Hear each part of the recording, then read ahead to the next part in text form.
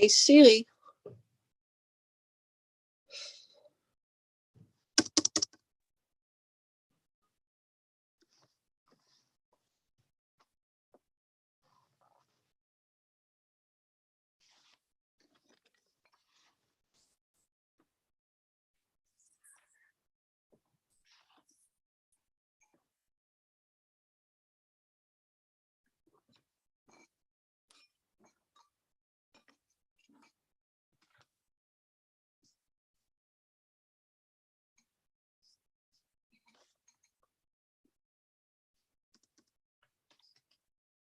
Nope.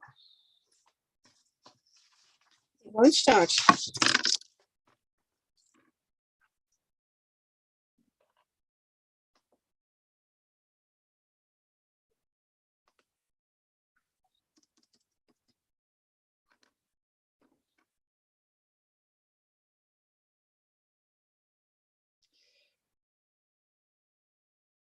Hoy vamos a hacer un pequeño cambio, Renata, y es que vamos a abrirle el micrófono a todas las personas. Entonces, va a ser más amena la presentación y de pronto, pues, para que tengas eso en cuenta en la sesión de preguntas y respuestas, tal vez las personas... Cada quien que haga su pregunta directamente. ¿Está bien? Sí, las pueden enviar por el chat, pero igualmente habilitamos entonces la posibilidad de que interactúen directamente con el speaker. Está muy bien.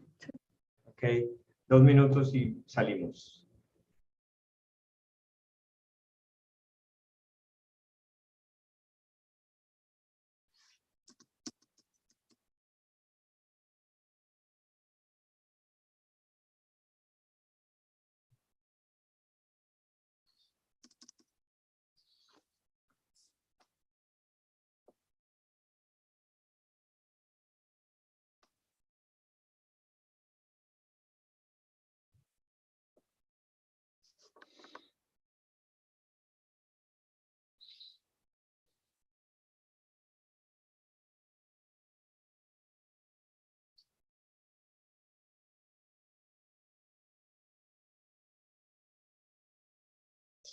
My computer appears to be completely dead. I'll call the Apple helpline straight after, but this is hopeless. I'm sorry. Yeah, so am I. I'm a jurist with deadlines and I can't have a computer that goes dead on me. Oh my God. Do you have the thing saved in a memory or something? Yes, but not very recently. It's yeah. I thought that Apple computers were particularly good and safe, but yeah, that's what I heard. Not this one. Oh, sorry. No, you're welcome. But after this, I'm going straight to the Apple helpline, and they can sort this for me. What's a beautiful screen if it's completely black? Well, never mind. It's a pleasure to meet you. Are we connected on LinkedIn? Oh, thank you. I'm going to be, presenting the project, and it's a pleasure to have you here, Dr. Yvonne. Thank you very much for your time. You're very welcome, and just call me Yvonne if you wouldn't mind. That's good enough between colleagues already. But if we aren't connected, then please connect with me. And if you need any introductions or the like, I have an extremely large global network of all kinds of asbestos specialists. I think I could even find somebody in the Kalahari Desert for you if you really wanted me to. That would be great. We really need to build a web on this issue in Mexico. But we have to connect with people around the world to learn from your experiences and all the things that you have done in this path to prohibit asbestos, and also to regulate and to control, and all the things that come after prohibition. Yeah, I agree with you. Okay, ladies, sorry, it's time to go, so I'm going to do the introduction. If you want to hear in English, Yvonne, you can hit the button down the bar in your screen. Interpretation. Is the name of the... Okay, I'm trying to find it. Did you find it?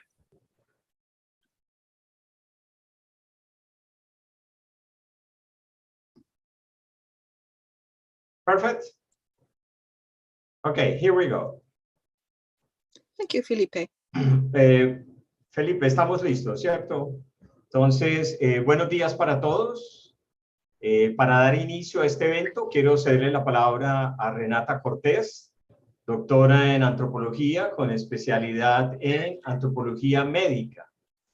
Durante los últimos años ha investigado salud infantil en contextos indígenas, especialmente desnutrición, enfermedades agudas y cáncer.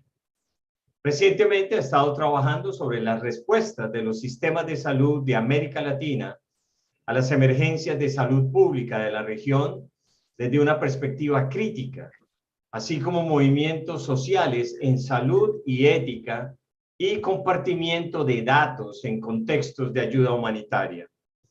Adelante, doctora Renata Cortés, tiene usted el uso de la palabra. Muchas gracias. Muchas gracias, Guillermo. ¿Me escuchan? ¿Sí? Ok.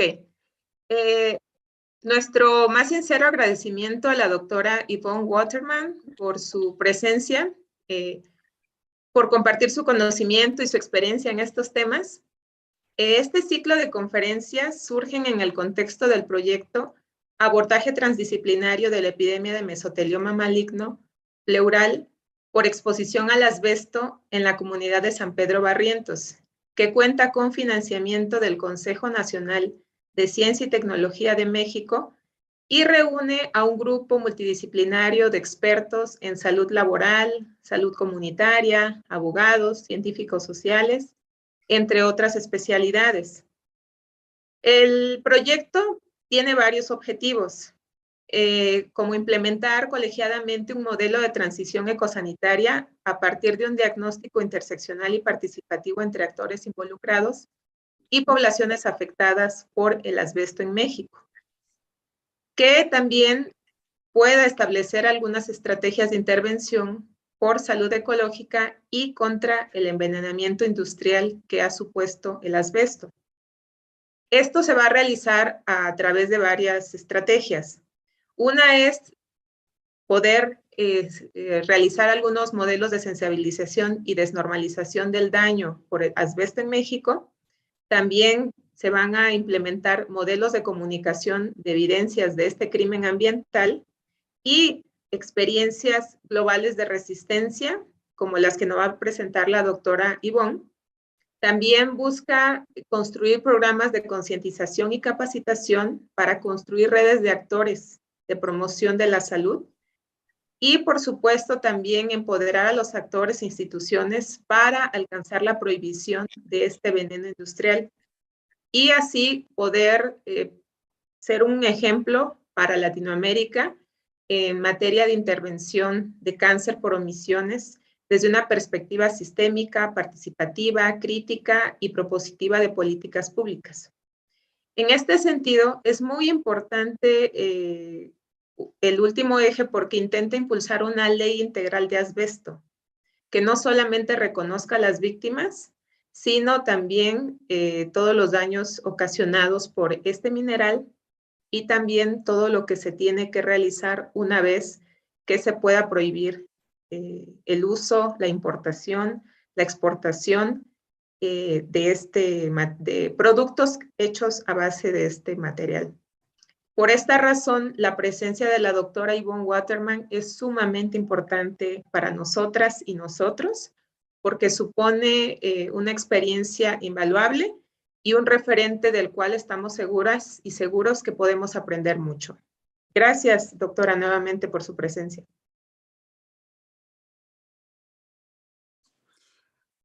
Thank you very much. Gracias, doctora Renata. I'm going to make your introduction, Dr. Yvonne. Desde el año 2000, Yvonne Waterman ha visitado y hablado en muchas conferencias sobre el asbesto en todo el mundo, desde Washington a Yokohama y desde Ottawa a Atenas. En todo momento ha aprendido y se ha preguntado por qué tantos países tienen los mismos problemas con el asbesto y al mismo tiempo no tienen idea de las soluciones que han encontrado sus vecinos. Sin embargo, el conocimiento creciente está ahí para que todos lo compartan. Lo que falta es la red. Partiendo de la premisa de que si lo construyes, ellos vendrán, creó la fundación del Foro Europeo del Asbesto para organizar conferencias anuales que tienen como objetivo brindarle a los profesionales del asbesto en todo el mundo los antecedentes posibles y los conocimientos de vanguardia sobre asuntos relacionados con este mineral y de esta manera facilitar la creación de redes entre los grupos y compartir lo mejor de la ciencia, la tecnología, la política, las innovaciones, las campañas de sensibilización, etcétera, con el objetivo final de salvar vidas. La Fundación European Asbestos Forum se esfuerza por mejorar las redes profesionales y el intercambio de los mejores y más novedosos conocimientos sobre todas las cuestiones relacionadas con el asbesto, más allá de las fronteras, para compartir las mejores innovaciones, los más recientes conocimientos científicos y sociales sobre el asbesto y las mejores prácticas. Aunque el European Asbestos Forum se dirige principalmente a los profesionales, las víctimas del asbesto y sus organizaciones también son bienvenidas.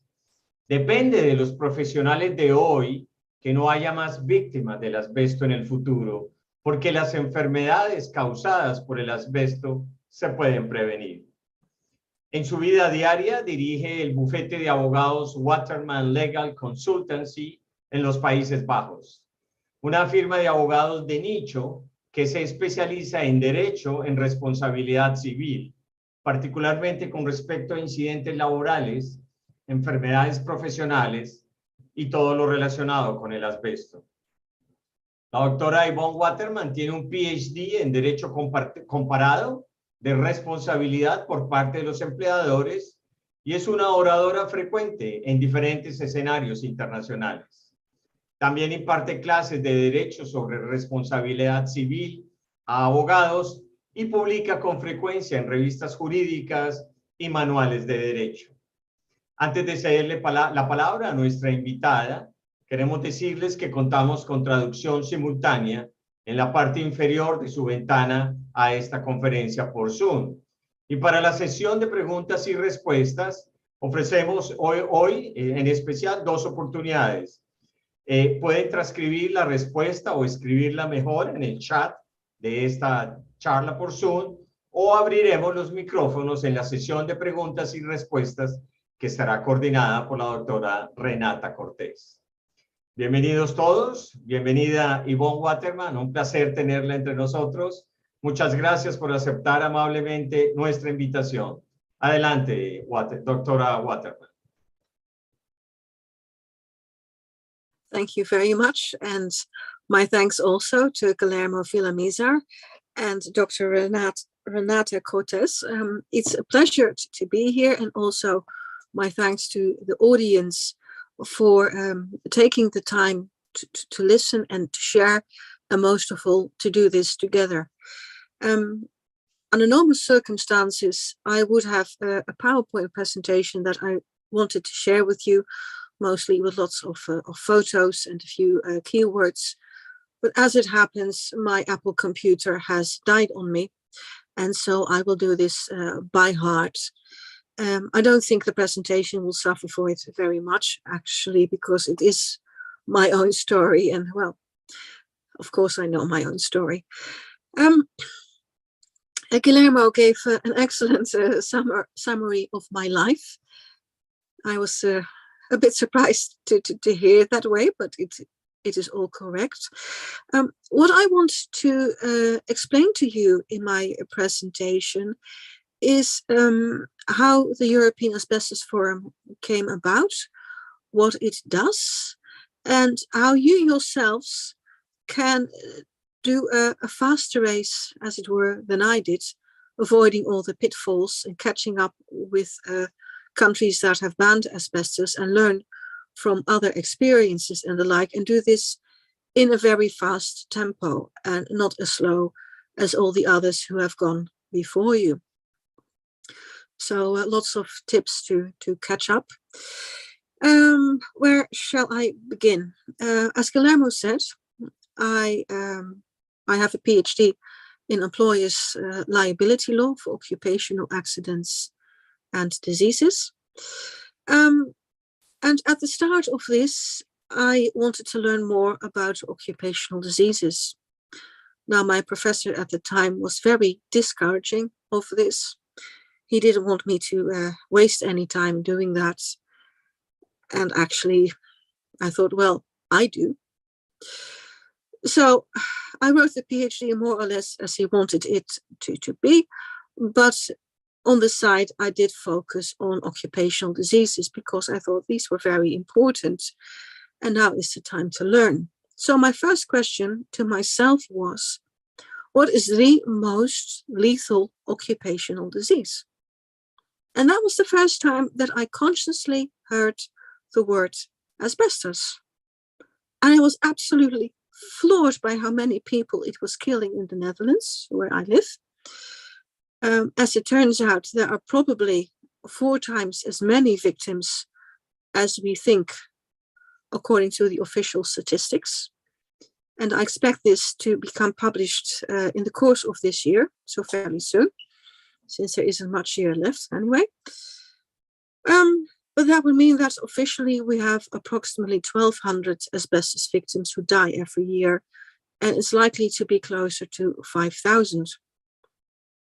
So being at the university, I took an opportunity to go to a conference, which I thought was relevant to my PhD.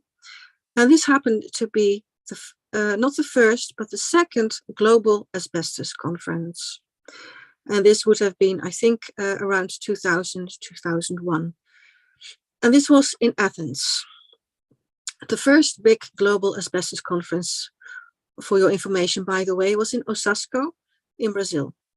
So I went to Brazil. I went to Athens.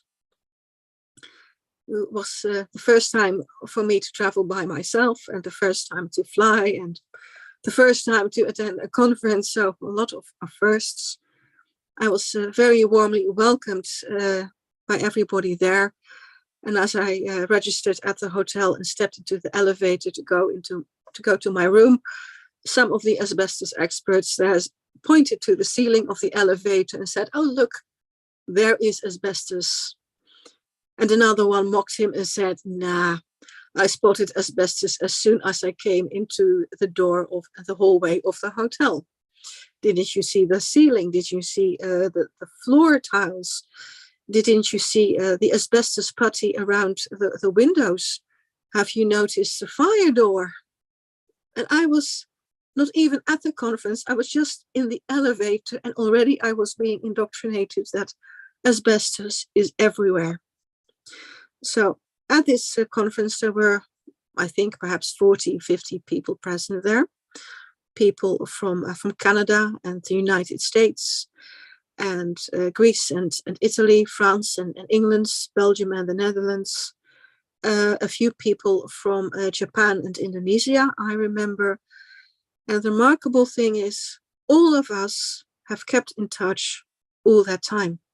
And it's now easily 20 years ago. And they were people from various backgrounds. I myself was a PhD student, but there were also doctors there. There were statisticians there. There were occupational hygiene specialists there. Activists, the very first activists at that. And there was a very mixed group. And in the audience were also people of the Greece labor union or trade union. And they were adamantly against the conference because they were still running asbestos mines, and they said, this is good for our livelihoods. And all this talk about asbestos being dangerous for your health, we're not buying it. We don't believe that. That's all a load of rubbish, and you begrudge us our daily bread. Well, of course, that was absolutely silly, but that was what was being said at the time. One of the things that really struck me is that everybody was looking at me and saying, oh, that's the lady from the Netherlands. And I thought, why is that interesting to anybody? And as it turned out, and I didn't know at the time, and most Dutch people still don't know, is that the Netherlands is, in terms of asbestos diseases and deaths per head of the population, is one of the worst hit countries in the world. The countries with the very most asbestos deaths are, of course, Canada and Australia, having asbestos mines.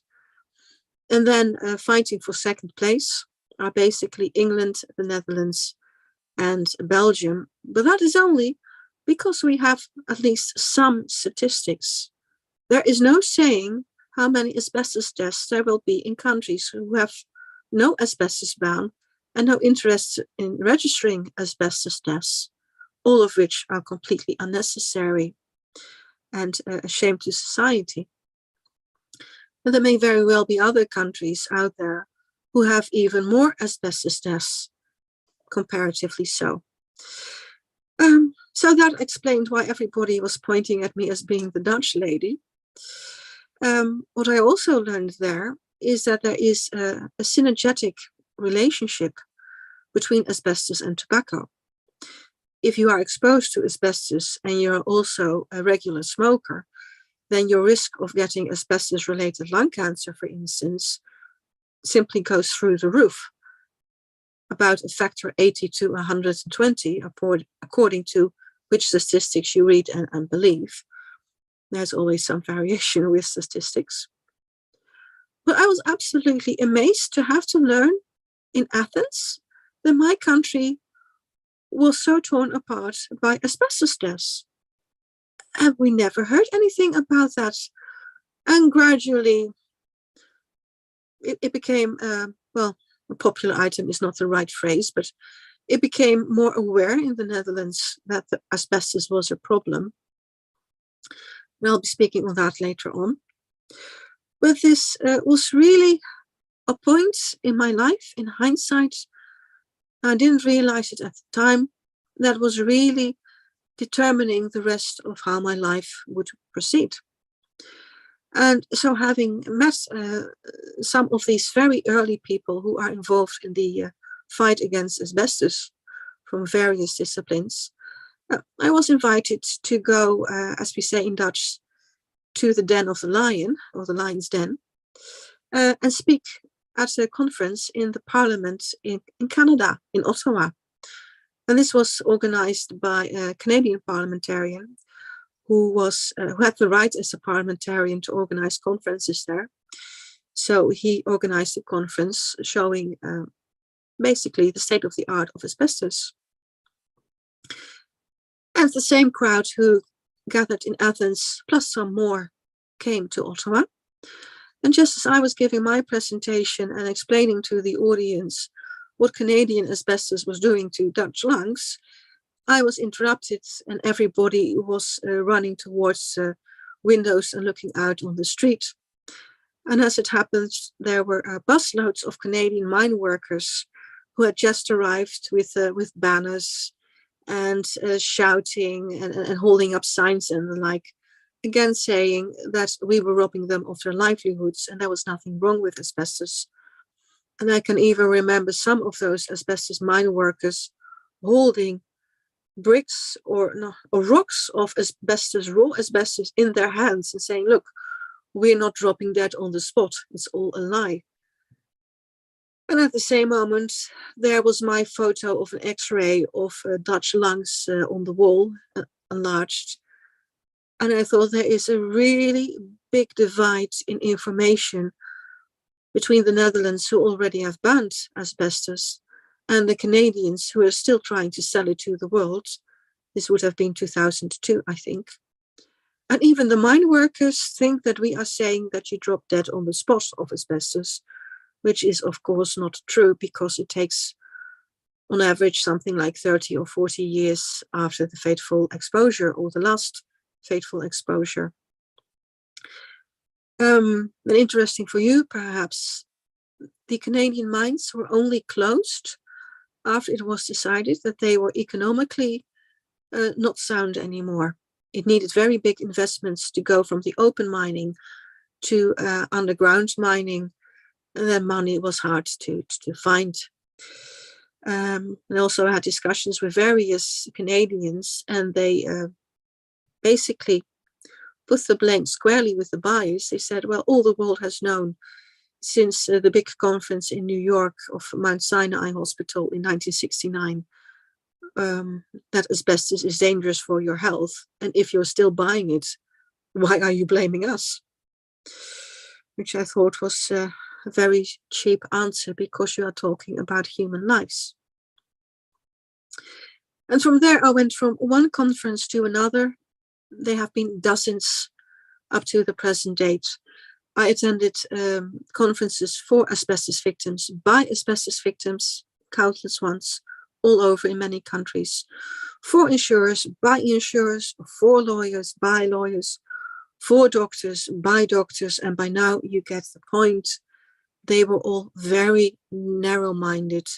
They were all from a very narrow perspective, all trying to reinvent the wheel, all only looking within their own resources and not looking outwards. They were all as if they were blinkered like this, and they could only see that little part of their problem. This was very frustrating for me, and more I was telling people at these conferences, well, I know so-and-so, and he has the answer to the problem that you are raising. Here are his contact details. Why don't you give him a call or an email? I'll introduce you and put your problem to him, and he will tell you how they have dealt with this in the other countries. Apology. I sometimes have a very light hiccup. It's a medicinal thing, not an alcoholic thing, I assure you. And this was really starting to frustrate me, because I was learning much about asbestos from many different perspectives and many different disciplines, and buying every book on asbestos that I could find. And I probably have the biggest collection in Europe, I suspect, on asbestos books by now. And yet I saw there is absolutely no progression. In 15 years, I'm seeing the same old all the time. And then in 2014, I went to a conference somewhere in England. I forget where it was. But the conference itself was called Asbestos, the Truth. And it was mainly all sorts of asbestos businesses making a pitch for their own business. And in that sense, it didn't serve the title of a conference at all. It was more like a marketplace. I was one of the outsiders, being an independent and neutral legal company that basically focuses on asbestos, and a well-known speaker by that time, even then. And I was given an opportunity to sit in a panel, and I thought, hey, brainwave. I have this opportunity. I'm sitting in this panel, facing a big audience. I'll ask them some questions. And I asked them a very simple question. How many of you do you know your professional counterparts in your neighboring country, Denmark? Then I waited and I asked, well, if you know anybody, raise your hand. And nobody reacted. I thought, well, don't be shy. Does anybody of you know somebody in the same profession in Belgium, another neighboring country? And again, nobody. In the Netherlands, in France, in any neighboring country. Oh, for goodness sake, does anybody of you know anybody of your profession in another country? And it turned out that nobody had a network there. I thought, well, I have learned something, because by then, again, approximately 2014, at least the asbestos victim organizations had some form of network. They could communicate with each other. It never led to anything, mind you. I do not wish to denigrate their efforts, but it never led to anything, and that is simply a fact. And yet all asbestos victim organizations have the same sort of problems. They are all facing limitation, for instance, which is when your right to have a claim for compensation is basically finished by law, because the other party, the employer or the insurer, needs to have some point in time when they can close the books and say, finito, no more claims. But of course, their own diagnosis would often be after the period of limitation. So while they could claim, they didn't know they had a claim. And after they knew they had a claim, they couldn't claim anymore because of the law. This is happening all over. And there are some countries who have measures to help asbestos victims here. I learned that there were problems with finding evidence, and that there is a library in New South Wales, the state of New South Wales in Australia, called the Dust Diseases Tribunal, which has an actual library and data bank of decades of evidence that they have discovered. And they can bring this in, and a lawyer there will simply say, Your Honor, I want to present evidence piece 1347. And the judge says, yeah, you're right. We have already proven that the employer at that period, at that workplace, knew about the dangers of asbestos and was careless. Liability is given. As easy as that, really. I think, goodness gracious, if only other countries would have a data bank of their asbestos evidences, wouldn't that be a marvel? I learned of innovations and technical developments and different methods of statistics and many different things. And I began to explain to the audience, as I'm now explaining to you, that it is important to have a network, because you can't know everything by yourself. Indeed, there is an awful amount to learn about asbestos. People will sometimes pity me and say, oh, Yvonne, you're such a good jurist and you're busy every day with asbestos. Isn't that horrifically boring for you? Such a minute little topic. And I'll tell them, well, listen, there are aspects to asbestos that you don't realize. The historical, the social, the geographical, the trading aspects, the bookkeeping aspects, the tax aspects, the medical aspect, the legal aspects, the innovations, the surveying, the removing of asbestos, the denaturation, which is when you destroy asbestos. There are countless fields of asbestos. And even this summer, I went to the ASTM Johnson Rook conference in Burlington, Vermont, and I learned there that there were at least 24 different definitions of asbestos. So at that point in time, attending the Asbestos the Truth conference, I thought, I have had enough of this. We need action. And I'm the one seeing the problem, so it falls to me to find a solution. And that is when, within a matter of a few months, I founded the European Asbestos Forum Foundation. And I thought, I have this, by now, this huge global network of people with whom I've always stayed in contact with and learned things from, and who I can easily approach and ask questions, also on behalf of others. This is what the foundation is going to do. And at first I wanted to call it the Global Asbestos Forum Foundation. I thought that sounded perhaps a bit too big for my boots. So I called it the European Asbestos Forum Foundation. And I regret that now, because the work field is really global. Guillermo, how much time do I have left? I forgot to ask you. No problem, Yvonne. Continue. Go ahead. No problem with time. If you have no problem in time, then I don't have either. Or at least not too much. Let's put it like that.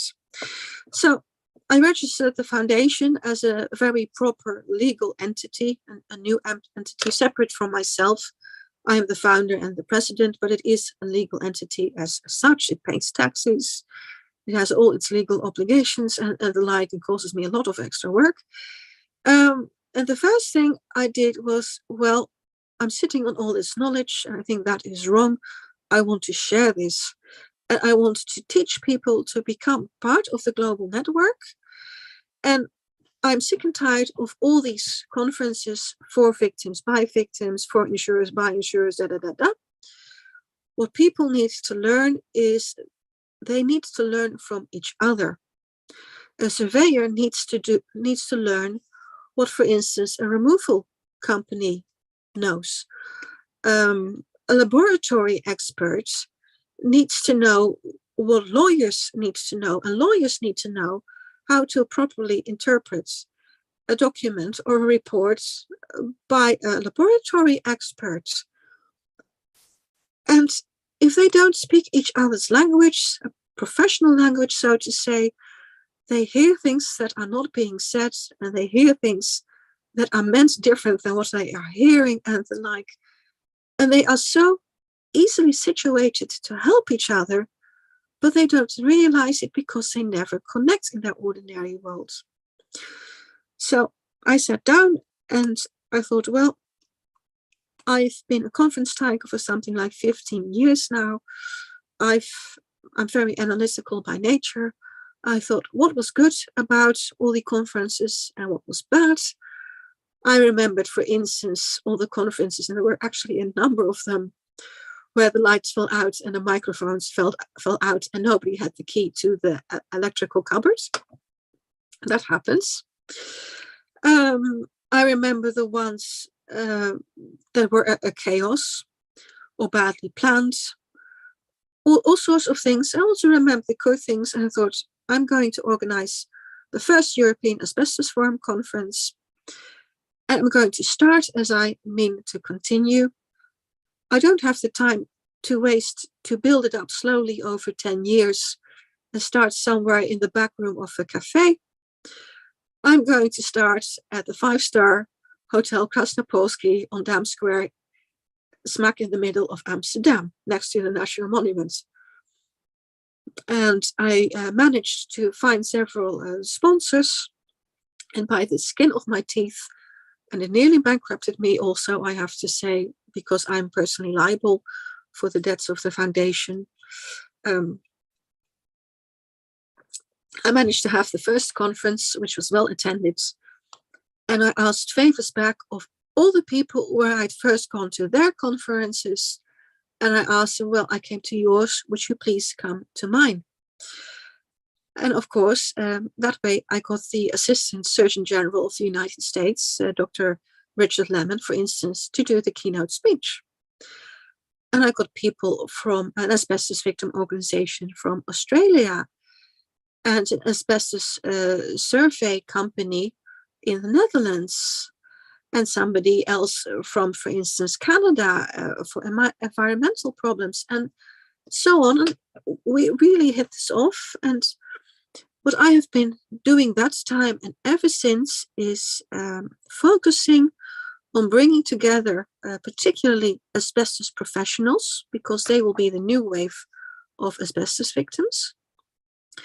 Also being warm and welcoming to asbestos victim organizations and asbestos victims themselves. And I do not charge them entrance to the conference, but it is all in English, and that is sometimes a problem. But I make a point of telling people from different walks of life, different sectors, across sectors and across borders is what I call it, to come together. And the very first year, there was a doctor who was having problems with the microscopy methods at his hospital. And there was a laboratory specialist, CEO of a laboratory there. And he said, oh, but we have a beautiful sun microscope. That's the best in the country. you're welcome to use it. And this doctor suddenly got a huge advance in the speed of his research. I call it contacting and contracting, not to negate or be negative about this. But when you have people of different professions who are focused from different perspectives on the same problem, they are suddenly faced with methods and solutions that they simply did not know were there. If you put geologists and mineralogists and laboratory experts and biological experts and medical experts together, you get conversations that were never had before. And there is a lot of progress being made right there on the spot. Think, well, I'm onto something. This is saving lives. This is speeding things up. So I try to do this every year. And well, being independent, single working woman, there was one year when I had to pass up. That was the year of the Eurogrid contamination in spraying grid, where there was asbestos in the spraying grid. I was too busy. So the last conference was in 2019. And this year there will be one again in Amsterdam on the 10th and 11th of November. If you want to read more about that, go to europeanasbestosforum.org/program 2022. I'll repeat again, www.europeanasbestosforum.org/program ending with ME 2022. And again, there will be asbestos professionals from all over the world, from 16 countries at present, and the number is still growing. And every different kind of asbestos professional that you can think of will be there. And we have learned how important it is to share what you know and to share it freely, to network. And what I always try to impress on people, it makes no sense to go to a conference and learn things and then keep them to yourself. You need to share. Sharing makes us stronger is the motto of the EEF Foundation. And also, once you attend a conference, make friends, make contacts, and keep up with them. Approach them at least once a year, ask their business cards, send them emails, send them Christmas cards, whatever you like. But you don't have a network if you don't keep it up. And this is one of the reasons why I try to make the European Asbestos Forum also a very pleasant day and a very attractive and exciting day, rather than everybody sitting down and being quiet and getting blisters on your backside. Forgive me. I do wonder how the translator is going to translate that. Good luck. I want to make these exciting. I want to throw people together, have them become friends over the course of 2 days, and make it very easy for them to approach each other and say, well, hi, William, or hi, Sarah. I have a problem.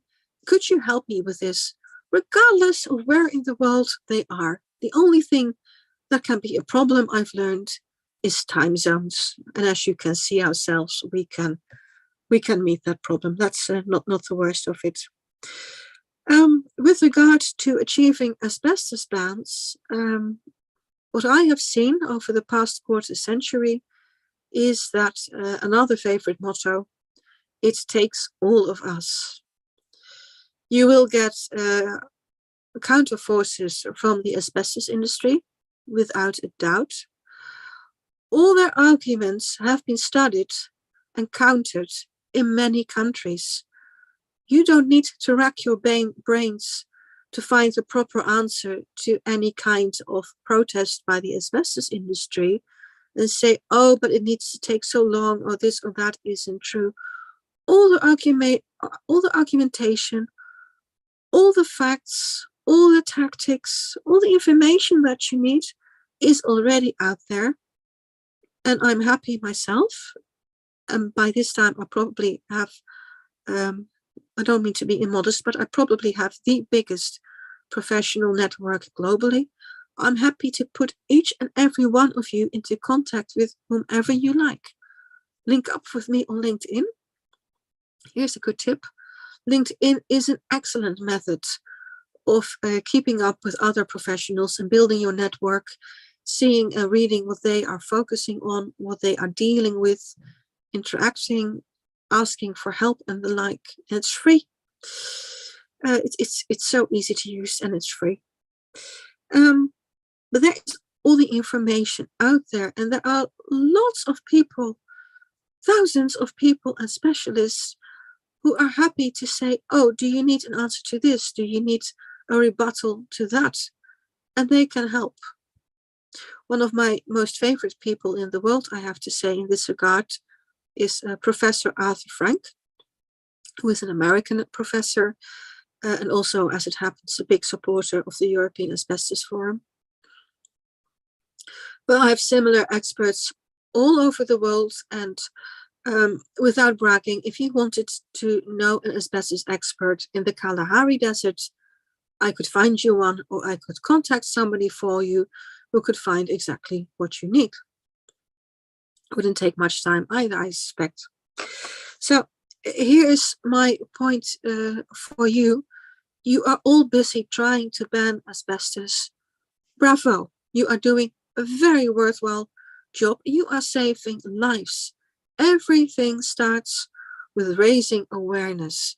If you are not aware of the problem and the size and the depth and the severity of the problem, then you are simply completely unequipped to deal with it. Once you raise asbestos and you get society behind you and you get an asbestos ban, then the hard work starts. Don't think that once you get an asbestos ban, that it's done and dusted. Trust me, that is just the beginning. Because then you need to remove asbestos. And removing is not simply taking it out of houses, which would be a good start, admittedly, and bringing it somewhere else. You need to deal with it also with an end solution like asbestos denaturation, which is when asbestos fibers are destroyed.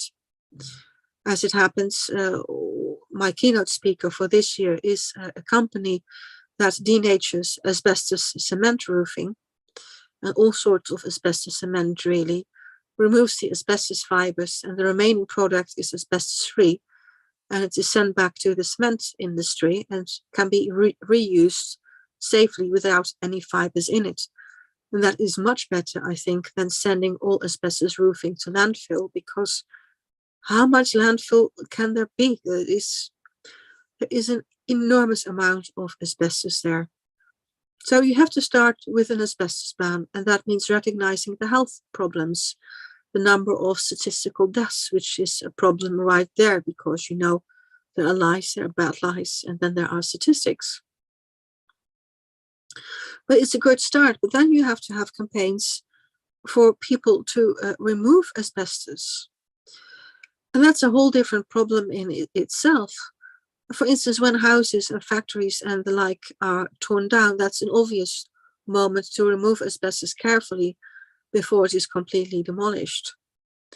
But you also want to remove asbestos in houses and from roofs and the like, and that takes decades. So, my friends, you are doing the good work, but this is going to take your lifetimes to achieve. And please don't think that you are standing alone in this. You are not. There is a world of expertise to help you expedite this, so it will be done much faster, much quicker. That's all the hurdles that you will find in your way, you will be able to jump over much quicker. And it is out there for the asking. And if you link up with me on LinkedIn, you'll see the enormous amount of connections, and they are all for you. They are just there. It just takes doing. Going to asbestos conferences is also a very useful method to very quickly learn all you need to know. It can take a decade or more otherwise. It's very slow going. Immerse yourself in a multidisciplinary conference. And that will speed things up and your understanding as well enormously. I'm not necessarily trying to push my own conference here. There are lots of other ones. There is, for instance, the ADAO, Asbestos Disease Awareness Organization in the United States, which is run by Linda Reinstein. She does focus very much on asbestos victims, but there are a good quality of speakers there. The ASTM Johnson Rook is once every 3 years. It was this year, so again in 3 years. There are various kinds of conferences also organized, for instance, in Australia by ASIA and FAM in England, the Faculty of Asbestos Awareness Management. I've just done a presentation there, and it's run by FAM and the British Occupational Hygiene Society together. That's a really good one as well. There are ways to quickly immerse yourself, learn what you need to know, and start building up your network, and do this faster than it would ordinarily take other countries. I mean, a country like the Netherlands, we didn't ban asbestos until 1993. It took us decades to reach that point, and it need not be so slow for you with all the information that we can share. So the European Asbestos Forum is unique in being the first organization specifically for professionals, and really pushing the boat out to connect the best sort of knowledge and innovations and the latest state-of-the-art science and the like. But it's not the only one. But this is really helpful to you. So my suggestions to all of you, I don't know any of you except for Guillermo, and since recently Renata, feel free to connect with me. I'm happy to answer all your questions, but I'm also happy to answer all your questions anytime. Give me about 24 hours to react because of the time zones and the like. If you send me a message on LinkedIn, I'm always happy to help you, connect you, provide you, point you in the right direction. I don't know everything myself, but I know an awful lot of awfully clever people who all know their little bit and are now understanding that they need to help each other. So learning fast at conferences, networking, keeping up with your network, not simply going and forgetting and never contacting these people again, but keeping in touch with people makes all the difference, really. Don't try to reinvent the wheel. It's not necessary. Well, this was essentially what I was trying to tell you, how my own path has grown, where the European Asbestos Forum is now. A last thing of interest, perhaps, this year it will be in Amsterdam on the 10th and 11th of November. Next year it will be in Brussels again. Always the multidisciplinary approach, the sharing of information, the highest level of quality, the latest science, the newest innovations. And I will do my very best as soon as my conference is dusted and I've had a week's rest, to combine it with the next project, which is a global asbestos awareness raising march in Brussels from the European Parliament through the historical city centre to the Grand Market Square, also in Brussels. And I hope to get about 10,000 people there. And I hope that all of you will join me both for the march and also for the conference. It will be a different size conference from this year's, that is certain. But time is running out on us. Asbestos is all around us. Exposures are still happening every day. We have never reached the top of the wave, so to say. And we need to get active and help each other. So again, everything starts with raising awareness, with meetings like these. So I'm very happy to be of any assistance I can here. And thank you again, Guillermo, for the brilliant idea to organize this. I think you deserve a lot of respect. Certainly you have my greatest respect for doing this. And I think I will shut up here and give everybody a chance to react. Muchísimas Muchas gracias, gracias. doctora Yvonne Waterman, por tu conferencia. Le cedo la palabra a la doctora Renata Cortés, quien va a coordinar la sesión de preguntas y respuestas. Vemos que en este momento no hay preguntas en este momento en el chat. Si tú tienes alguna pregunta, alguna inquietud, adelante, doctora Renata, es tu espacio para coordinar. Muchas gracias, doctora Yvonne, no solamente por compartirnos esta experiencia en la construcción del Foro Europeo del Asbesto, sino también por su generosidad y por estar tan disponible y tan dispuesta para apoyarnos en la construcción de este proyecto y de esta iniciativa que tenemos en México. Esta iniciativa reúne a personas que llevan muchos años trabajando con este tema, como la doctora Guadalupe Aguilar, el doctor, el maestro Alejandro Cabello. Ellos tienen mucha evidencia epidemiológica al respecto y ha sido muy importante ese antecedente para darnos cuenta del gran problema que estamos enfrentando en nuestro país, lo que ellos denominan como una epidemia de mesotelioma pleural. Entonces, sí, ese ha sido un antecedente muy importante para nosotros y por lo demás, estamos en proceso de diagnóstico, de conocer la situación en México, en nuestro país, reunir toda la información posible y por supuesto nos hemos dado cuenta que es sumamente necesario construir redes internacionales, porque es lo que han hecho otros movimientos en el mundo. Y por supuesto que vamos a ponernos en contacto con usted eventualmente para, esperemos poder seguir haciendo este tipo de eventos, de conferencias, porque no solamente son importantes para la difusión, sino para que nosotros nos mantengamos actualizados sobre este tema y para que siempre tengamos oportunidad de estar en la innovación, ¿no? Eso es muy importante. Tenemos una primera pregunta de la doctora Luz Bertila. Ella está encargada de la parte política de nuestro proyecto y ella nos pregunta, ¿cómo afrontar los costos y complejidad de la remoción y sustitución de productos hechos con asbesto o del asbesto que ya está instalado en las construcciones en un país de bajos ingresos como es México?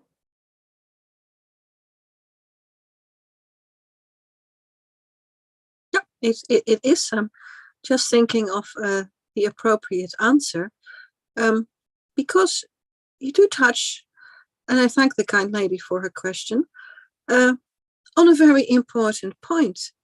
Say if you have an asbestos roof that keeps you dry and warm, why would you remove it? If you have asbestos covering on your floor and it's functional, why would you remove it?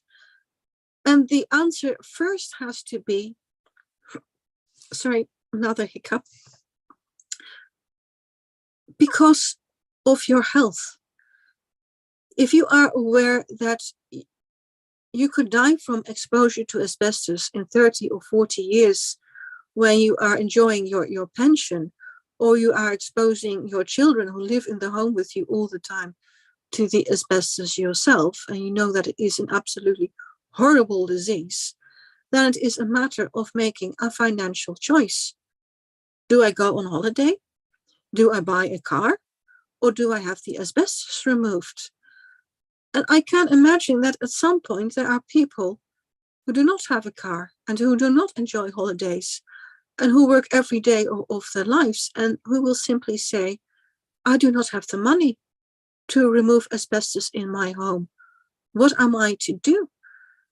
And I think there lies a very clear duty of the state to provide a safe public health for society, and that it is the state's duty which allowed the import and use of asbestos all these decades to take responsibility and to say, this was wrong of us, and we have to take countermeasures to provide a healthier public health and a healthier environment, and take this in hand and make sure that the asbestos is not dumped somewhere along the streets to be just as much as menace as it was before, but is safely collected and safely disposed of.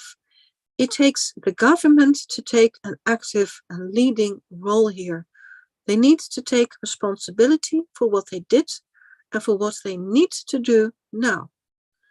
And every country where there has been an asbestos ban achieved has gone through this same process of the government recognizing that previous governments were wrong, and they have landed the country in a big, very unhealthy mess.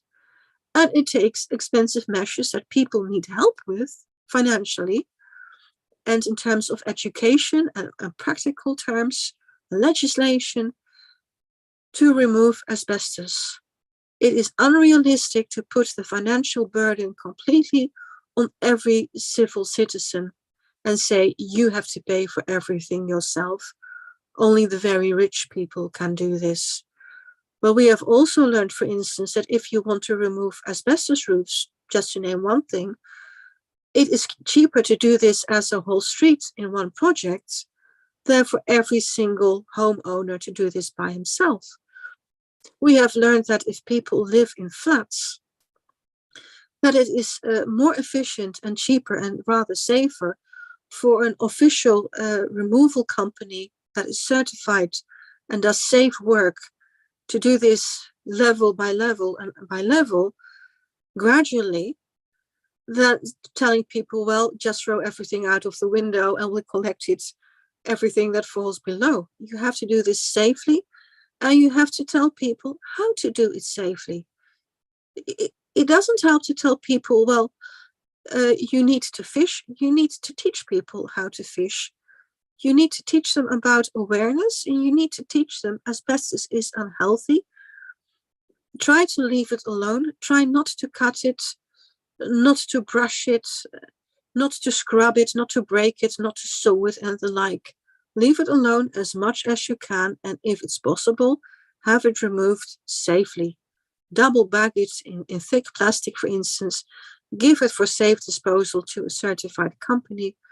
But first and foremost, I agree with the lady who asked the question, and the answer is obvious. The state made the problem. The state is the one who has to provide the awareness and the solutions and the methods and make it practically possible. Other countries are dealing with this. Flanders in Belgium, which is the northern part of Flanders, is a perfect example of that. They are trying to make Flanders asbestos safe, which is not the same as saying asbestos free, but they have set a deadline and they will make Flanders asbestos safe. England is working on this as well, and other countries will follow. So start with an asbestos ban, start with raising awareness, and then a new project making your country first asbestos safe, and then eventually, and this may be decades in the future, making it asbestos free. But it's a long haul project, and you have to have a long breath and see the size of the problem. But the sooner you start, also, the sooner you finish. Muchas gracias, I see, doctora. Renata nodding. Tenemos otra pregunta. Si conoce alguna institución pública de salud o bien funcionarios que hayan sido sancionados por no registrar o clasificar correctamente el número de casos de muerte por asbesto en algún país.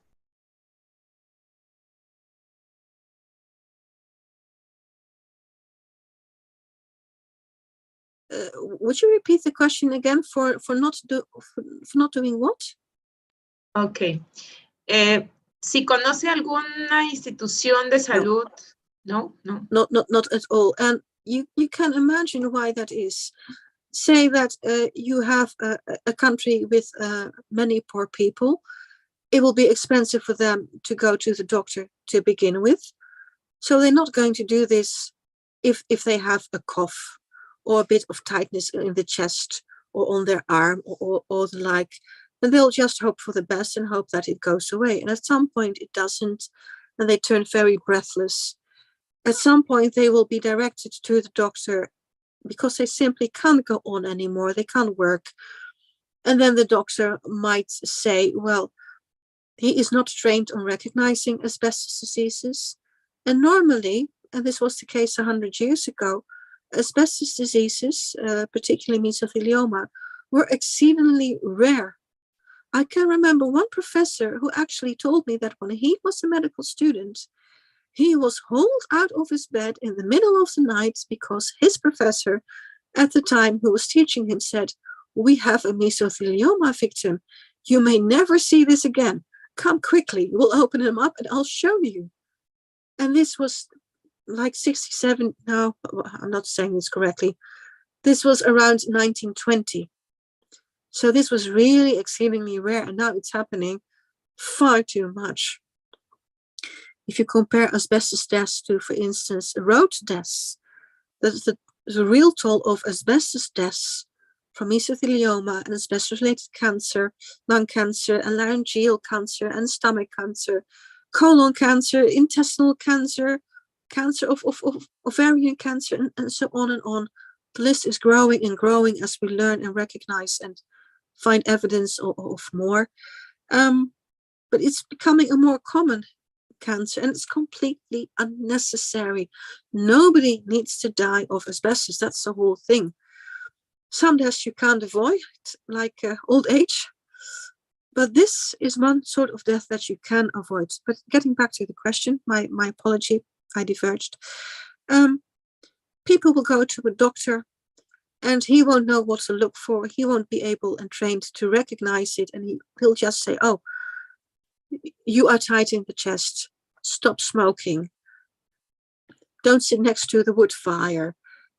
Or it might be diesel fumes or anything else. He'll simply not think of a normally rare disease. He hasn't received the training for that. He doesn't have the awareness. He doesn't have the equipment. How on earth should such a death then be registered, and by whom, as an asbestos death? Even in the Netherlands, where we are very much aware of asbestos, this is not sufficiently the case. And I remember Professor Jukka Takala of the international organization, look him up on LinkedIn. He's a very nice man. Professor Jukka Takala, he's actually a part of a facility within ILO, the International Labour Organization, and globally very highly regarded. And he was standing at my conference and explaining to the audience, if you don't have the proper data, you can never have the proper policy. Policy follows data. You have to find the data to formulate the proper policy and reaction. Now, actually, this was in relation to an article that he wrote with several other globally renowned asbestos scientists. The article is called The Global Asbestos Disaster. I repeat again, The Global Asbestos Disaster. You can Google it and find and read it very easily on the internet. And what is particularly interesting is that there is an attachment to this article with statistical figures for every country, or many countries at least. When I show these to people, they say that is much more than we ourselves are aware of in our country.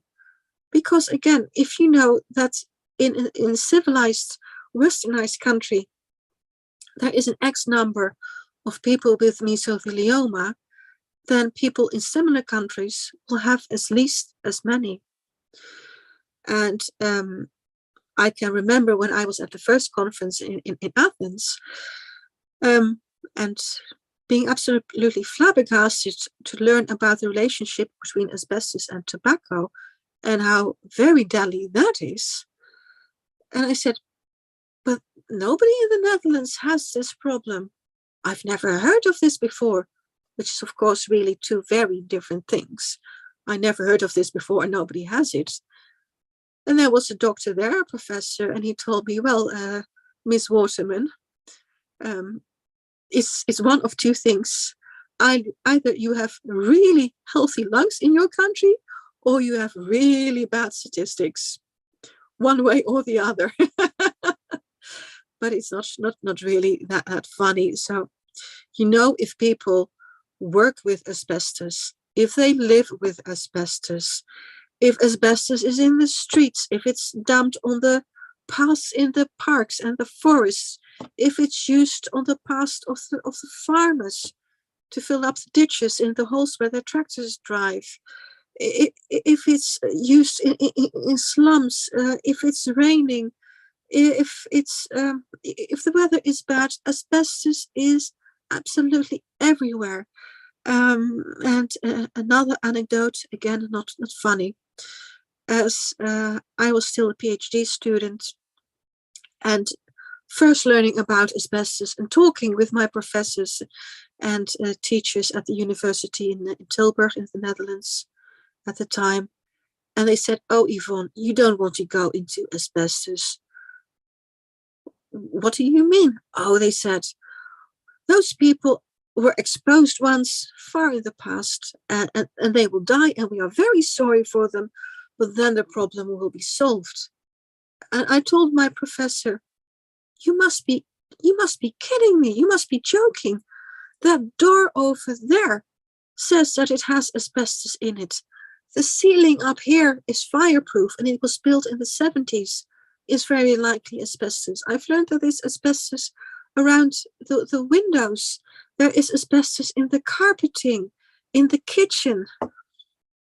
Look outside the window and you can see the bicycle shed, and there is asbestos on the roofing of the bicycle shed right there, and it's blowing into your office every time you have your window open. You are being exposed to asbestos every day. And he was looking at me. What do you mean? I'm a professor. I'm not an asbestos laborer. And he was very angry with me at the time. But I thought, you don't understand the size of the problem. Asbestos is everywhere, and it's not just the primary asbestos industry workers, but the secondary and the tertiary. They bring it home. They bring it home to their wives. They bring it home to their children. Only fairly recently, my neighbor's son bought brakes for his moped. And I joked and I said, you didn't buy them on the internet, did you? Yeah, he said, I got a very good cheap deal buying my brakes on the internet. And I said, oh, may I have a look at them and the wrapping? He said, yeah, what do you mean? And he knows that I'm interested in asbestos because I've lived next door to him all his life. And I said, give it here for a few moments. And it said, made in China. And I said, either you give it to me and I'll throw it safely away for you, or I'm going to tell your parents and they will make you buy new ones either way.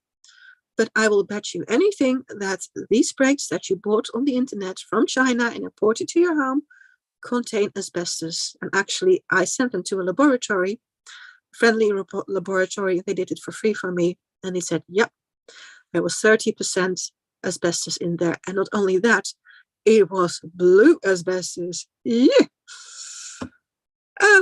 But it's as easy as that. Asbestos is still coming in. One of the reasons for that, for instance, and difficulty, for instance, Western companies will contract with China and they will say, we only want to buy asbestos-free products from you. You have to make certain that it is asbestos-free. And the lawyers think that they have done their job. But that is because they are not speaking to other professionals of other asbestos sectors. Because what happens, China has a law that says that everything that has less than 10% asbestos is legally asbestos-free. Whereas we think that having 10% asbestos in any products is practically cause to throw up. That's really heavily polluted with asbestos.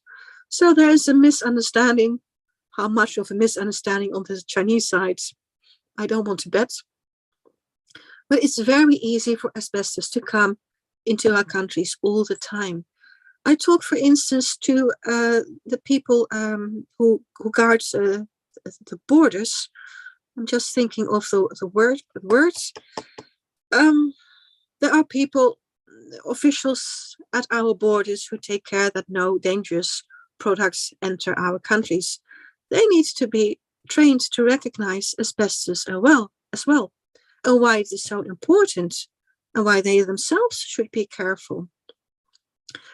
But they too will say, we do our best, but we can only open one in like 10,000 containers. We can't open all the envelopes. We have no idea really what is being sent from China and Indonesia and Zimbabwe and Kazakhstan and Russia and all the satellite countries. We have no idea. It's still coming into our countries all the time. There are even aspects like, for instance, pens and crayons for children with Disney on it, with asbestos in it. You know, the products of asbestos-containing talcum powder. Now, what people don't realize is that talc is used in untold many products, even in paints, in medicines, in all sorts of things. And it is one of the speakers, Sean Fitzgerald, who will be at the conference on the 11th of November, who has developed a method to scientifically and with certainty see under a microscope the difference between asbestos and talc, because it's very difficult. Mineralogically, these two are related, and it takes a very experienced laboratory expert or a very expensive SEM microscope, SEM, to see the difference between the two. But if you use an everyday sort of microscope or a PLM microscope, for instance, then you can't see the difference. And then companies will say, oh, we tested and we didn't find any asbestos. Exactly, Renata. Therefore, there is no asbestos. It takes the right kind of glasses to see what you need to see. Well, I can go on and on, but I do hope I answered this question rather extensively. But I'm happy to take on the third question. Come to Mommy, bring them on. Es muy chistoso porque desde el momento en que mencionaste que tu vecino compró estos brakes, estos frenos, pensé en China. De inmediato pensé, seguramente tenía asbesto, ¿no? Aunque en Netherlands esté prohibido, pero viene de otro lado, eso es muy importante. Justamente del artículo que nos hablabas, la semana pasada tuvimos al doctor Furullo dándonos una charla muy interesante y leímos su artículo sobre The Global Asbestos Disaster, que es muy interesante. Y también hemos tenido al doctor Fitzgerald. Sí, entonces tenemos una mano levantada de Gabriel Obando. Gabriel, tienes el micrófono abierto y puedes hacer tu pregunta a la doctora Ivonne.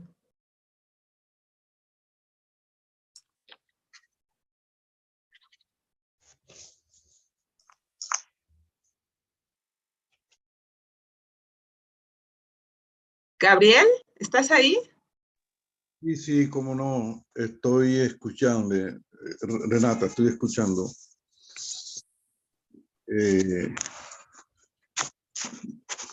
Bueno, por momentos veo que se va la señal y eso, pero sí, dejan unos minutos voy, y hago la pregunta, ¿viste, Renata? Ok, te esperamos.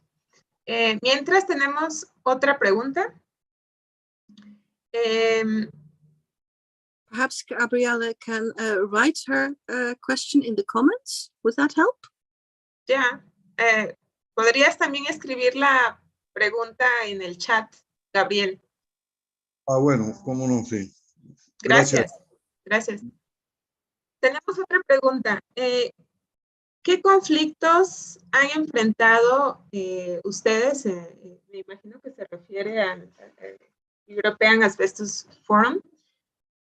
¿Qué conflictos han enfrentado con las empresas transnacionales y nacionales que producen o utilizan el asbesto en sus productos y nunca advierten de los riesgos que afectan a la salud de los usuarios y la población civil?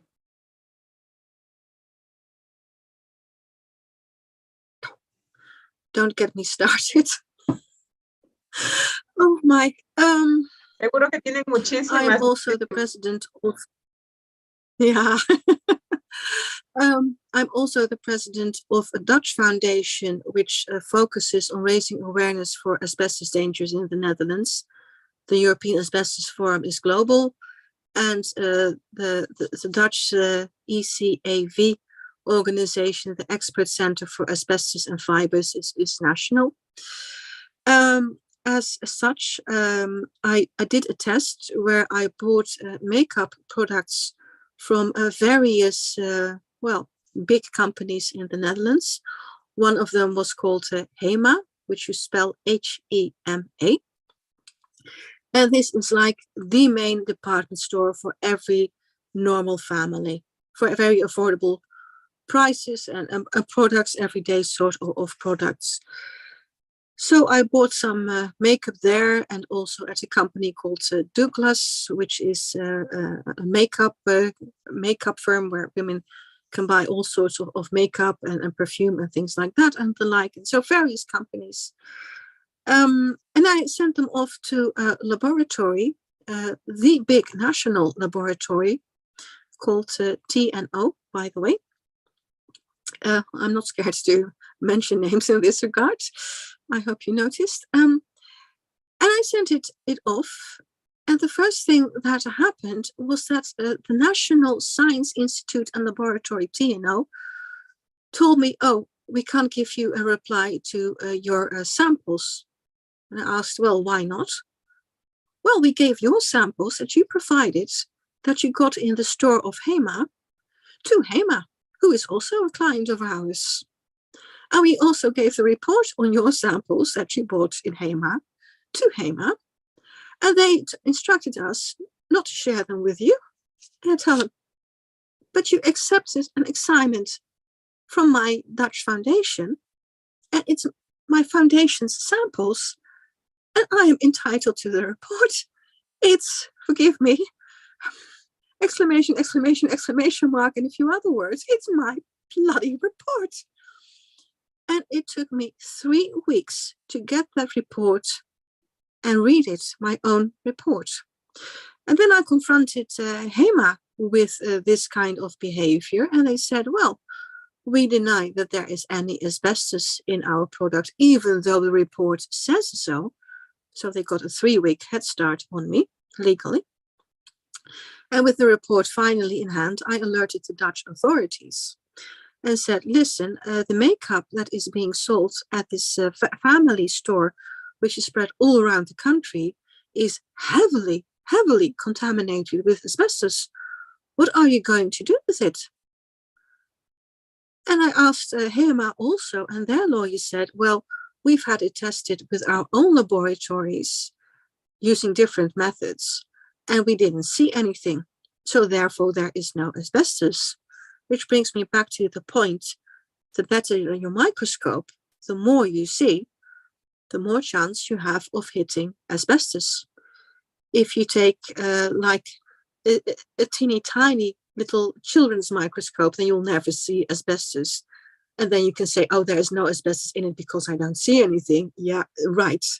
I'm making this, okay.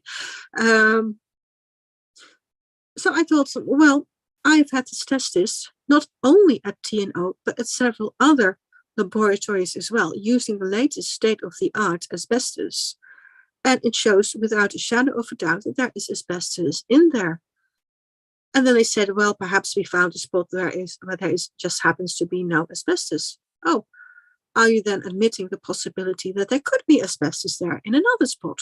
No, they said, oh, oops, sorry, no, we didn't mean to say that. Well, are you willing to submit your products to the same tests that I have applied at these different laboratories in 3 different countries? And they said, no. But if you are so certain that your product is free of asbestos, then what is the problem? And they said, let's not talk to you anymore. You are a difficult lady.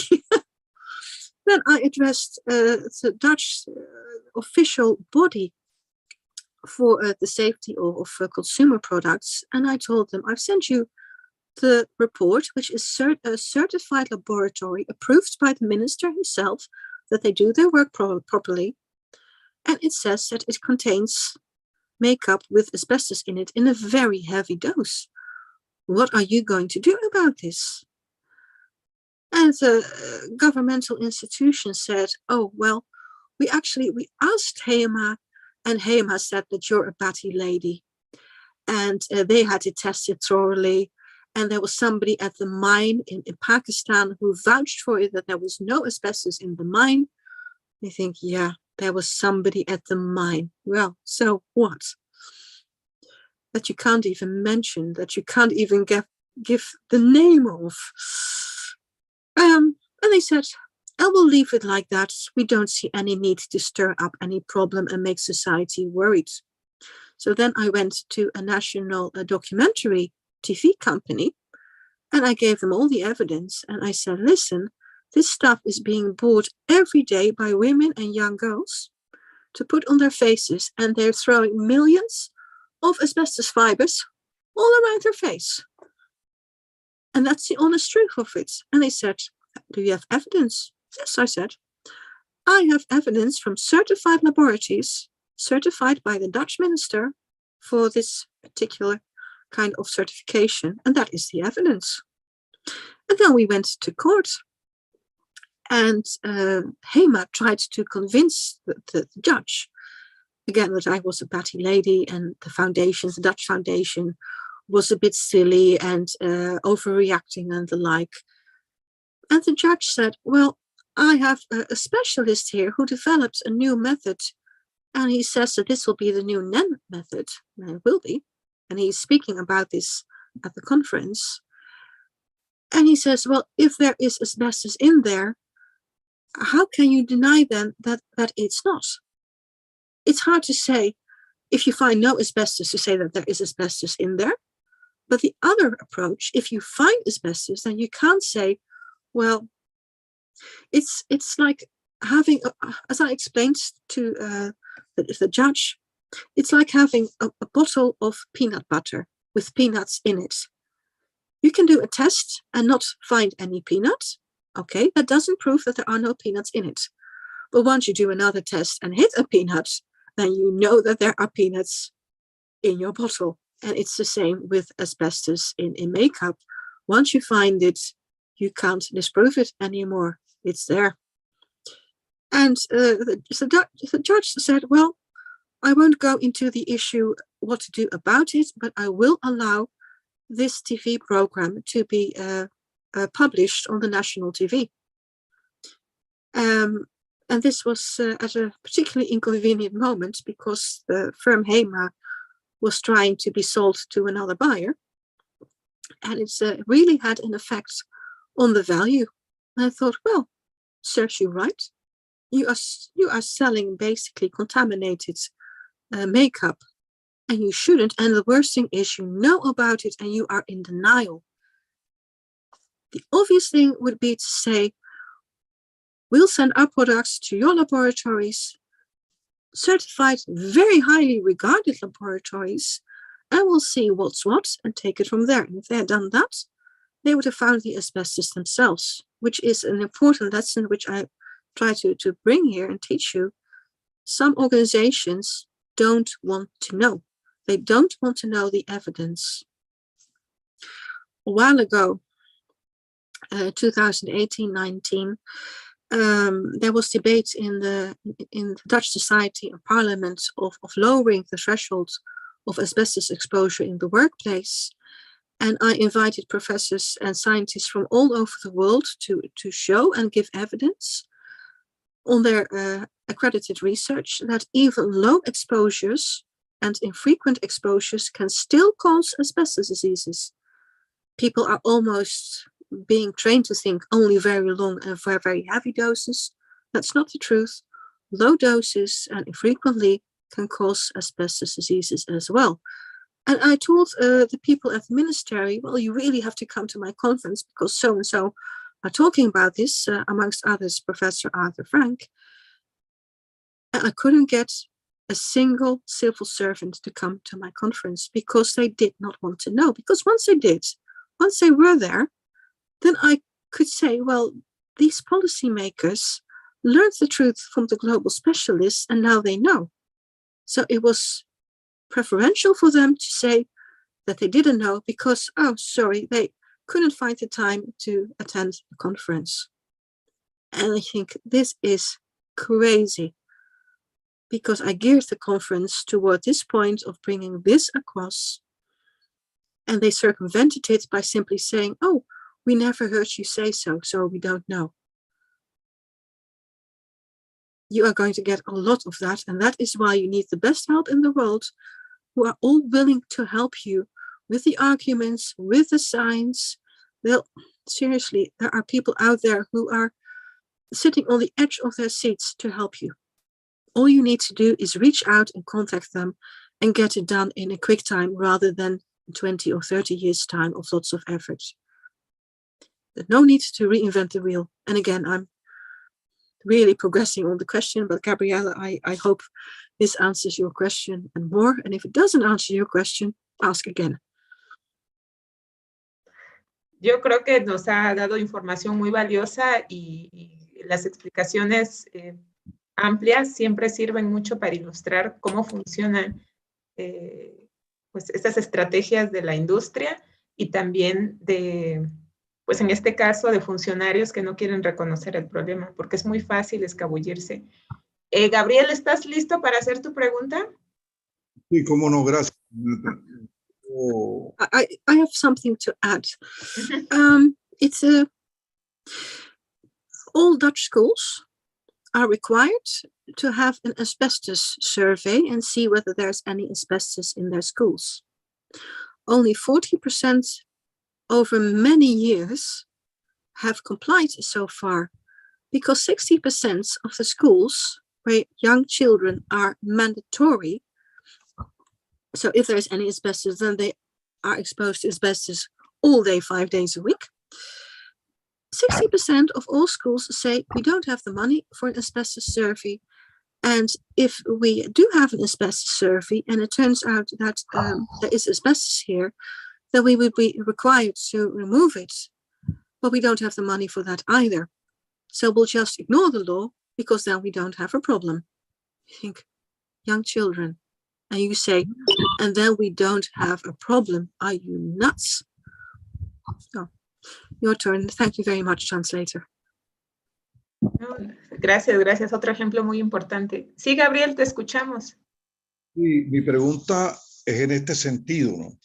En la industria del petróleo, en las refinerías, todavía se utiliza mucho el asbesto, porque cuando en los procesos de refinación salen productos que deben ser almacenados en unos depósitos, en los tanques, eso, las líneas de conducción de las plantas donde sale el producto refinado hacia esos tanques de almacenamiento se recubren con asbesto para evitar que se enfríen.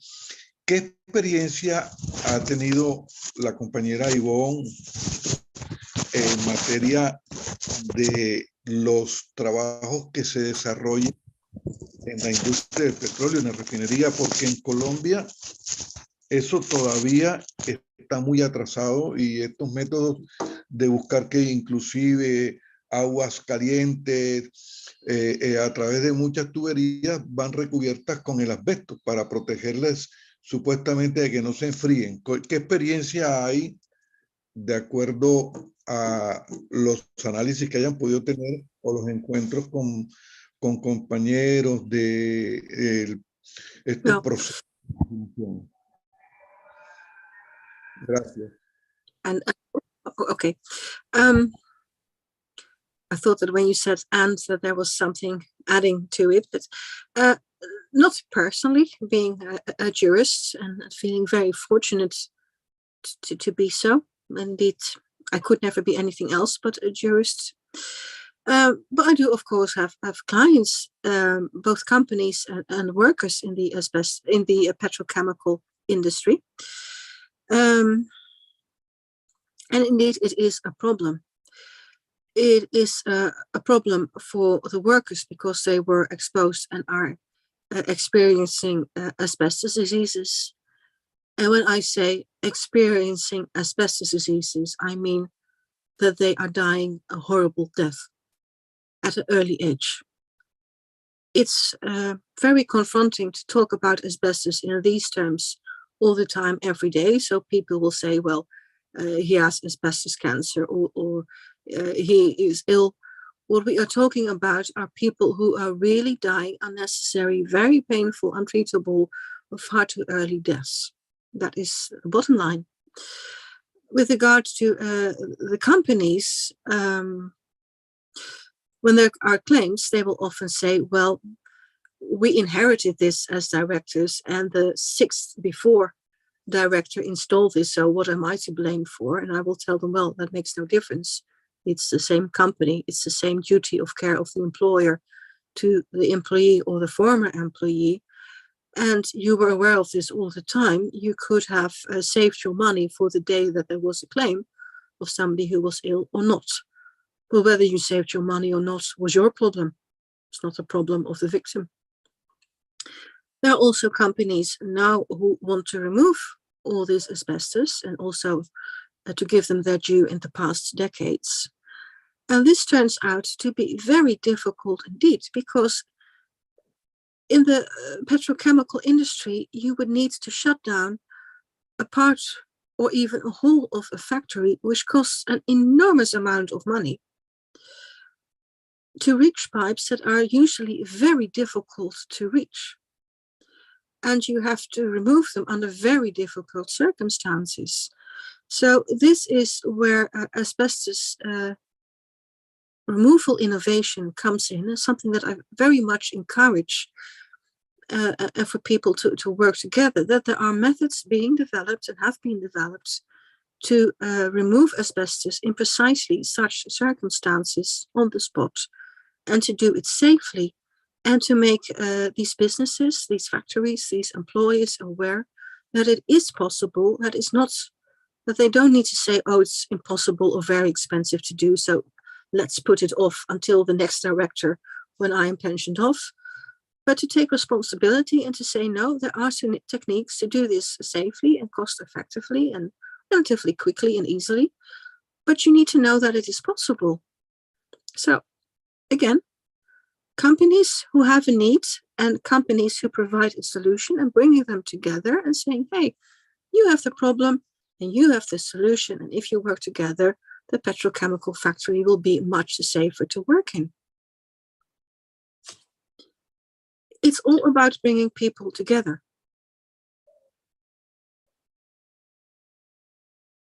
Gracias, sí. Gracias. Gracias. Tenemos otra pregunta.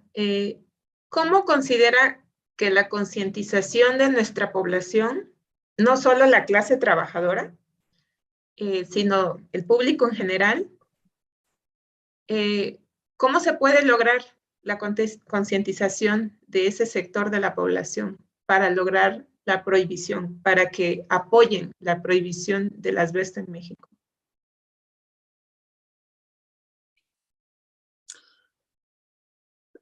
That is the question of all questions that you're asking me. I don't think there is any one way. I think you have to reach out to every line that you can find, every method that you can find, every medium that you can find through all layers of society, because asbestos doesn't pick and choose. Admittedly, asbestos, people who work, electricians, for instance, are more exposed to asbestos in their daily work than, for instance, professors and jurists. That much is true. But professors have gone to schools with asbestos sealing and asbestos installation and removal work as well, without any safety precautions. They have been exposed as well. They are dying also. I know of secretaries who tell me that when they were working 30 years ago and computers were being installed, that the electricians would drill holes into the walls and into the ceilings and draw electrical cables and the like. But they'll tell me, but I've never been exposed to asbestos. No. And you think, right there and then, what you are telling me, they are telling me in all innocence, not realizing what they are saying. Asbestos is all over. It has been known to be in sandpits where children play, and in parks, and in farmers' yards, and in public roads, and filling up the potholes. What's the word? Even people playing billiards can be exposed to asbestos because the undercoat of a billiard board was often asbestos. And if it's damaged, then you're scraping along the asbestos. The first thing is you need to establish that there is a problem, the severity and the size of the problem, and this is where statistics come in. And even if a country itself does not have such statistics, then you can basically borrow another country's statistics and say, hey, we have a comparable society, we have the same sort of westernized economy, the same sort of jobs and trade and commerce, and same sort of houses, same sort of roads. Therefore, we also obviously should have the same sort of statistics. And while we ourselves have not paid towards having such statistics, we believe that a similar country which does have statistics will give a reflection of what our statistics ought and probably should look like. And again, take a look at the article, The Global Asbestos Disaster, and the statistical attachment to that, and that will give you a very good idea of what, for instance, the problems in Colombia or Mexico will be like, even if these two countries do not have statistics of their own. There are, for instance, highly regarded medical professors in the United States and England and Australia who would be happy, I think, to say that for a country that does not have its own asbestos statistics, that they think that in their professional, as a professor, as a renowned and recognized and awarded and lauded professor, they think that an estimation of similar statistics would be applicable to Mexico and Colombia. And then you have the size of the problem. Then, for instance, you can compare it to a problem that is known, like the number of traffic accident deaths, and say, hey, this is what we find unacceptable, traffic accidents, people dying from traffic accidents. How much more unacceptable is it therefore then for people to die from mesothelioma and asbestos-related lung cancers and other asbestos cancers, which are far, far more than the traffic accidents? Once you have that established, that there is a problem, and you have the size of the problem and the nature of the problem, that it's lethal, there is no realistic treatment, there isn't even a proper treatment for the pain. Asbestos cancers cause a kind of pain that is very difficult to treat, so these people suffer an excruciatingly painful death. And usually they also die either because their heart gives out because of the pain or because of the suffocation, because they have so little lung left that they can't breathe anymore. And it is like drowning on dry ground. It's a horrible death. And this happens to your loved ones, and you will know people to whom this has happened. And I would like to make a point here, which is doesn't get the attention globally that it deserves, that roughly speaking, and this is new science that has been recognized over the past 10 years by, for instance, German professors and the professors of Mount Sinai Hospital in New York and in England and all over. For every mesothelioma victim, there are approximately 5, possibly 6, asbestos-related lung cancers. So don't make the mistake of focusing only on mesothelioma, but be aware that there are more asbestos victims out there. And that's not even counting the laryngeal ones, the asbestosis ones, the ovarian ones, the colon cancers, and the like, all caused by asbestos. So you have to get a grasp of the size of the problem, put it into perspective with something else that you do understand, and then you have to say, why are our people dying from this preventable disease? Nobody needs to die from asbestos. It is an unnecessary death. And once you get to that point, then the question is, why ever did our government allow this for so long? Other countries have seen the wisdom of banning asbestos, approximately 70 now. We should get on this train as well and ban asbestos and start removing it, working towards an asbestos-safe and eventually, in the far future, an asbestos-free country. But the longer you wait, the more you are actually accepting asbestos deaths, which is unconscionable.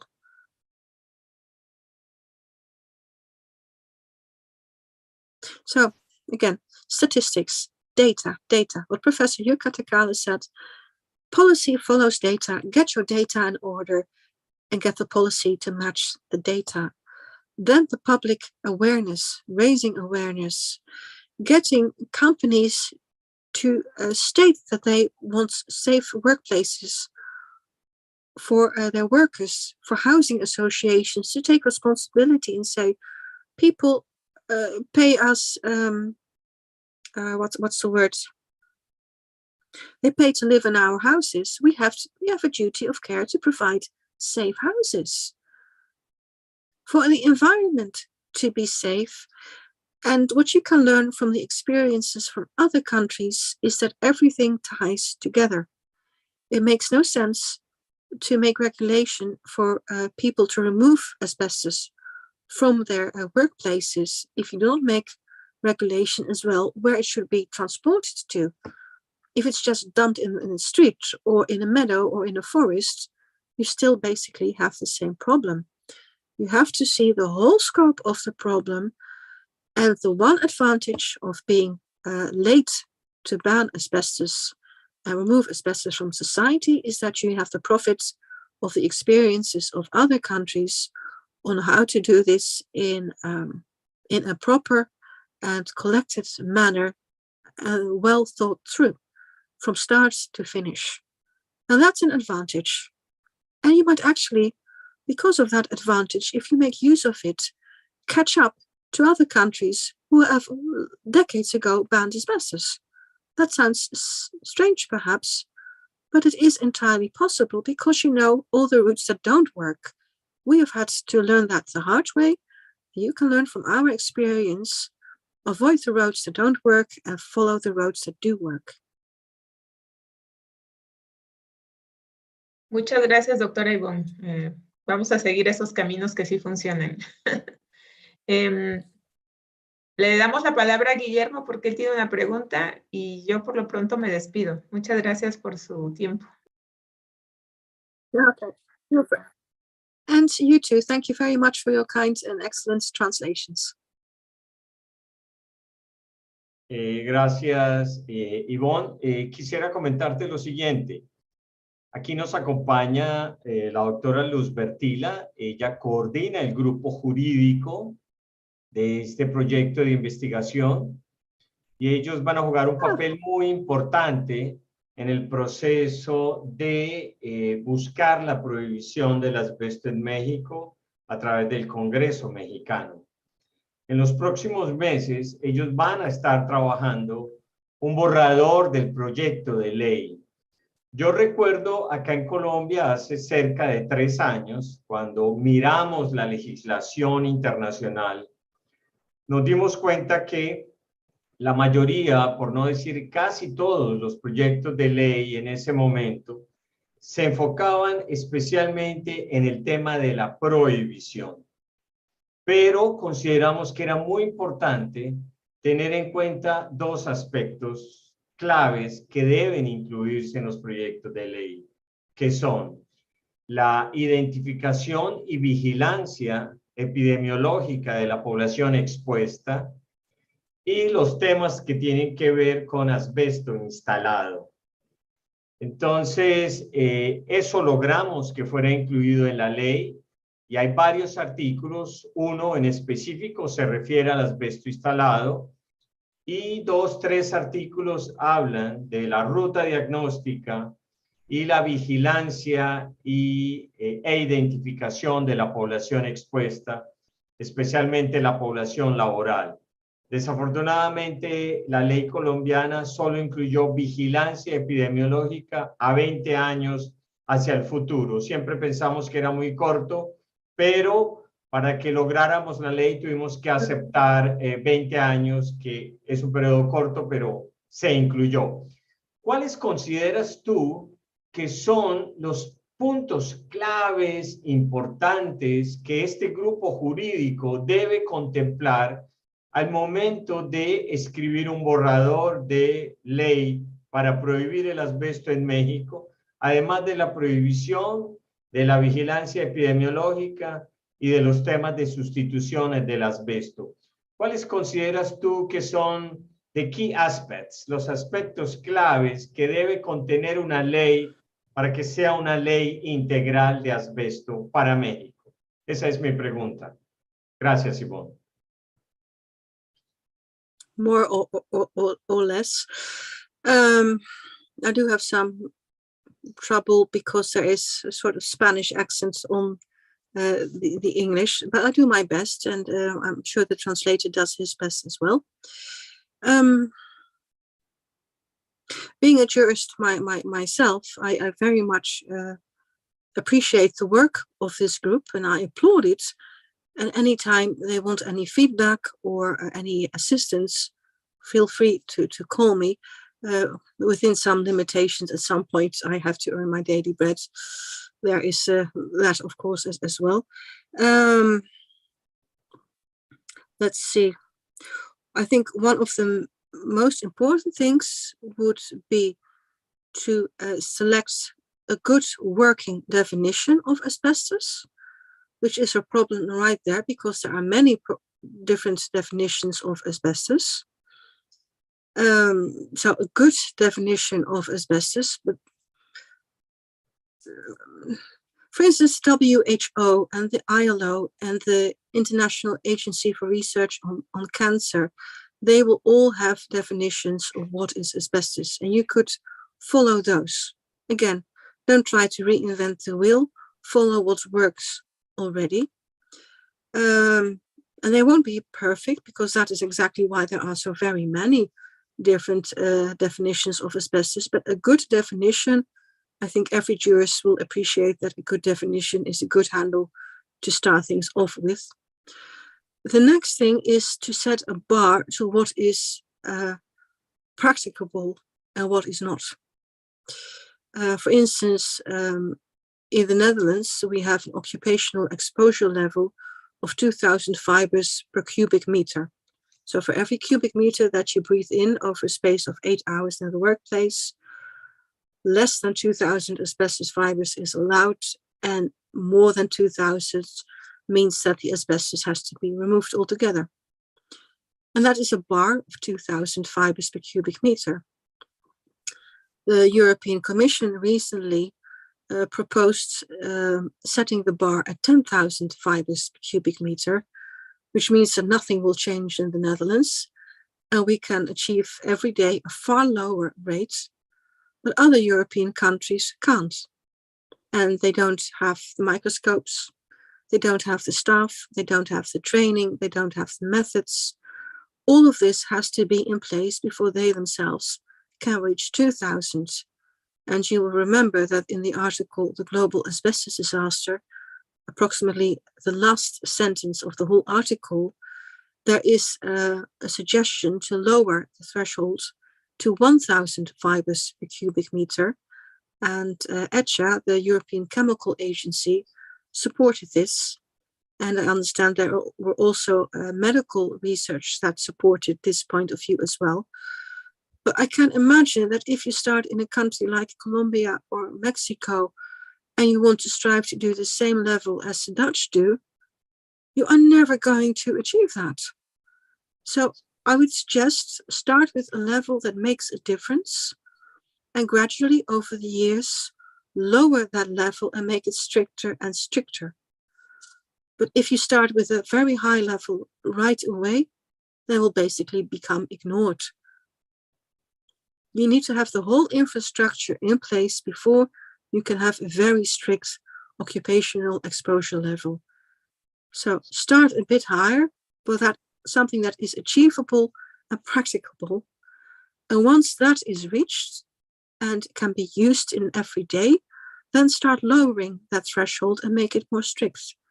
But that is something that is going to take years for these countries to catch up on.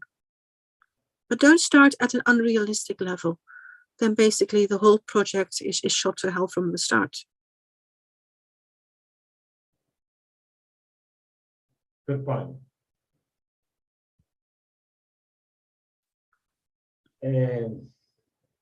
Muchas gracias por tus respuestas. Hay una última pregunta de Osvaldo. No sé si la hacemos, ¿está a tiempo? Sí, sí, dale, por favor. Una última pregunta, doctora. Pregunta uno de nuestros colegas, ¿dónde podemos encontrar algún expediente del proceso legal de responsabilidad civil laboral relacionada con asbesto para ver la ruta a seguir?